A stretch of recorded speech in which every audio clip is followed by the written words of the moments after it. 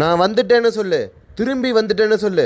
2 வருஷத்துக்கு முன்னாடி எப்படி போனேனோ அப்படியே திரும்பி வந்துட்டேன்னு சொல்லுன்னு தன்னோட வருகையை இந்த வருஷம் ஐபிஎல்ல அறிவிச்சிருக்காரு நம்ம கண்டென்ட் டிகாக். நேற்று கொல்கத்தா நைட் ரைடர்ஸ்க்கும் ராஜஸ்தான் ராயல்ஸ்க்கும் நடந்த முதல் மேட்ச்சில் டாஸ் ஜெயிச்ச கொல்கத்தா எங்களுக்கு பேட்டிங் வசலாம் வேணாம்ப்பா, நாங்கள் சேஸ் பண்ணியே வின் பண்ணிக்கிறோன்னு சொல்லி பவுலிங்கை சூஸ் பண்ண வேறு வழியே இல்லாமல் முதல்ல பேட்டிங்கை வந்தாங்க ராஜஸ்தான் ராயல்ஸ்.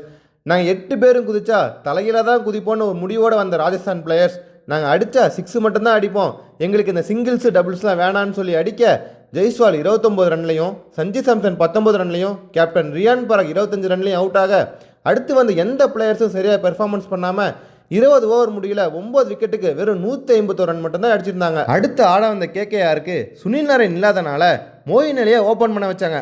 ஒரு பக்கம் டிகாக் அதிரடியாக அடித்து ஆட, அந்த பக்கம் பாவம் மோயின் அலி ரொம்ப கஷ்டப்பட்டு 5 ரன் அடித்து ரன் அவுட் ஆகிட்டார். அடுத்து ஆட வந்த கேப்டன் ரஹானேவும் சரியாக பெர்ஃபார்மன்ஸ் பண்ணாமல் வெறும் 18 ரன்லேயே அவுட் ஆகிட்டார். அதுக்கப்புறம் டிகாக்கும் ரகுவன்ஷியும் ஒரு நல்ல பார்ட்னர்ஷிப் போட டிகாக் ஒரு தரமான பேட்டிங்கை ஆடி காமிச்சார். கடைசியாக கேகேஆர் 17 ஓவர்லேயே 152 ரன் அடித்து மேட்சை வின் பண்ணிட்டாங்க.